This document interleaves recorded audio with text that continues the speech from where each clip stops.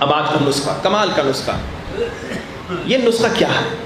ایک بزرگ عالم دین ہے، بزرگ عالم دین، ان کی قبر قم میں بی بی معصومہ سلام اللہ علیہ کے حرم میں ہے. صلوات پڑھی بآواز بلند.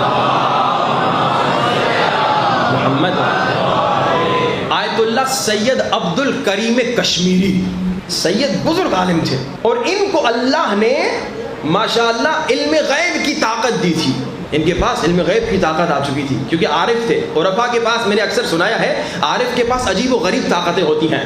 یعنی ہم ابھی یہاں سے کربلا جانے چاہیں ویزا لیں گے، فلائٹ لیں گے، نجف جائیں گے، پھر وہاں سے پیدل جائیں گے یا گاڑی میں جائیں گے، تب کربلا پہنچیں گے. مگر عارف کو اللہ طی الارض کی طاقت دیتا ہے. یہاں بیٹھا، یہاں ارادہ کیا، کربلا پہنچ گیا.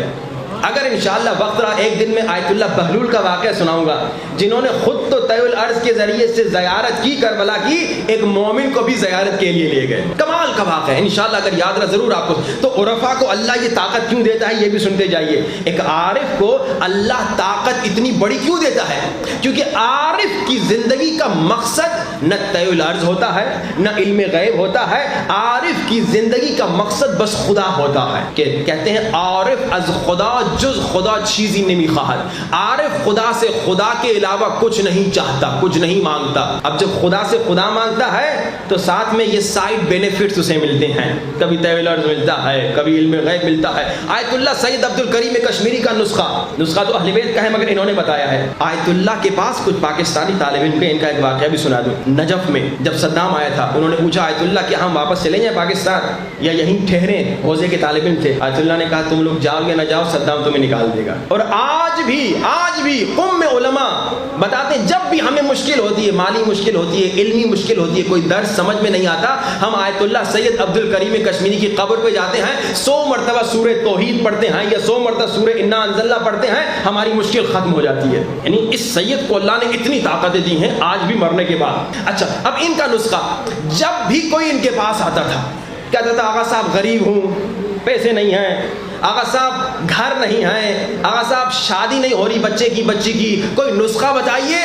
تو آیت اللہ سید عبد الکریم کشمیری کہتے تھے اس نسخے پہ عمل کرو. 40 دن تک ہر روز ایک مرتبہ اس نسخے پہ عمل کرو، اور اس نسخے پر عمل کر کے اسے مولا امام محمد تقی علیہ السلام نوے سرکار کو ہدیہ کر دو، آٹھویں سرکار کے بیٹے کو. 40 دن تک اس نسخے، اگر رزق میں تنگی ہے، اگر بچی کی شادی نہیں ہو رہی، اگر گھر کا مسئلہ ہے، جتنی بھی مشکلات مسائل ہیں، 40 دن تک اس نسخے پہ عمل کرو، ہر روز ایک مرتبہ، اور امام محمد تقی علیہ السلام کو ہدیہ کر دو، تمہاری مشکل ختم ہو جائے گی. اچھا اب نسخہ ایک ہے، طریقے الگ الگ ہیں. وہی نسخہ دوسرا طریقہ، شیخ بہائی لبنان کے بہت بزرگ عالم ہیں. شیخ بہائی کے بارے میں یہ مشہور ہے، یہ واقعہ آپ کو سناؤں، یقیناً آپ نے سنا ہوگا کہ ایک مرتبہ یہ ایک طلسم بنانا چاہ رہے تھے کہ امام رضا کے حرم میں کوئی گنہگار داخل نہ ہو سکے. تو امام رضا نے خواب میں آ کر کہا ہمارے گنہگار عاشقوں کو ہم سے دور نہ کر. یعنی اتنے یہ عالم تھے کہ طلسم بنانے کی طاقت تھی، مگر چونکہ امام نے منع کیا تو انہوں نے نہیں بنایا، ورنہ ایسا ہوتا کہ گنہگار دروازے سے باہر واپس چلا جاتا، اندر نہ جا سکتا. بہت بزرگ عالم تھے، کئی علوم پر ان کا تبحر تھا، ماہر تھے. یہ کہتے ہیں اگر کسی کو رزق میں مشکل ہے، رزق میں تنگی ہے، اسی نسخے پر ہر روز 3 مرتبہ عمل کرے. یعنی اس نسخے کو 3 مرتبہ پڑھے. سمجھیے فجر کے بعد پڑھے، ظہرین کے بعد پڑھے، مغربین کے بعد پڑھے. 10 منٹ کا ٹائم لگے گا، زیادہ ٹائم نہیں لے گا. ابھی تک میں نے نسخہ بتایا نہیں کیونکہ میں نے پہلے وعدہ لینا ہے کہ کون کون اس پہ عمل کرے گا، پھر بتاؤں گا. اور آگے بڑھیے. سید ابو الحسن اصفہانی کہتے ہیں اگر کسی کے بیٹے بیٹی کے رشتے کا مسئلہ ہے، اسی نسخے پہ عمل کریں. 1 ہفتے تک ہر روز 5 مرتبہ ایک ہی نشست میں پڑھیں. یعنی 50 منٹ لیں گے زیادہ سے زیادہ، وہ آپ لوگوں، مجھے اس سے آدھا ٹائم لگے گا. چوتھا طریقہ آیت اللہ مراشی نجفی، یہ بزرگ عالم دین ہیں جن کو کئی مرتبہ امام زمانہ کی زیارت ہوئی. اتنے بزرگ عالم ہیں، انشاءاللہ اگر دوبارہ وقت رہا تو ان کے واقعات بھی سناؤں گا آپ کو. کئی مرتبہ امام کی زیارت ہوئی. ایک مرتبہ جب ان کو امام کی زیارت ہوئی تو امام نے کہا اے مراشی نجفی، ہمارے شیعوں کو جا کے پیغام دو، ہمارے شیعوں کو جا کے کہو کہ ہم چاہتے ہیں، یعنی امام زمانہ کی خواہش ہے، ہم چاہتے ہیں کہ ہمارے شیعہ اسی نسخے پر عمل کریں، ہر روز نماز فجر کے بعد 1 مرتبہ اس نسخے کو پڑھیں. اب میں بتاؤں گا نسخہ کیا ہے. میں نے 4 طریقے سنائے، کل انشاءاللہ 3-4 اور طریقے سناؤں گا اسی نسخے کے. کمال کا نسخہ ہے. لیکن آپ سے جو وعدہ لینا ہے 40 دن والے کا نہیں لینا، جو آیت اللہ کشمیری نے سنایا، آپ سے وہ 3 دن ڈیلی 3 مرتبہ پڑھنے والے کا وعدہ نہیں لوں گا، آپ سے وہ دن میں 7 دن تک ہر روز 5 مرتبہ ایک نشست میں پڑھنے والے کا وعدہ نہیں لوں گا۔ سب سے آسان نسخہ کون سا؟ 12ویں سرکار کا۔ مولا نے کیا فرمایا؟ ہمارے شیعو ہر روز نماز فجر کے بعد 1 مرتبہ اس نسخے پہ عمل کرو۔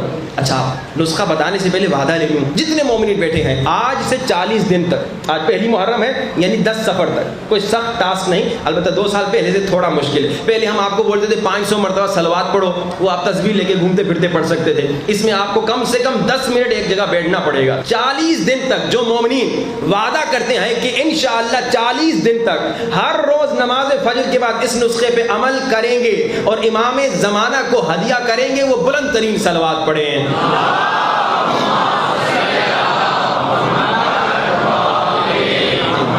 چلو میں ایک اور انداز سے وعدہ لیتا ہوں۔ اچھا یہ پہلے سن لیجئے، یہ سن لیجئے، مومن کبھی وعدہ خلافی نہیں کرتا۔ لا دین لمن لا عہد لہ، وہ بے دین ہے جو بے وعدہ ہے، جو وعدہ خلاف ہے وہ بے دین ہے۔ تو مومنین آپ سب وعدہ خلافی بھی نہیں کریں گے۔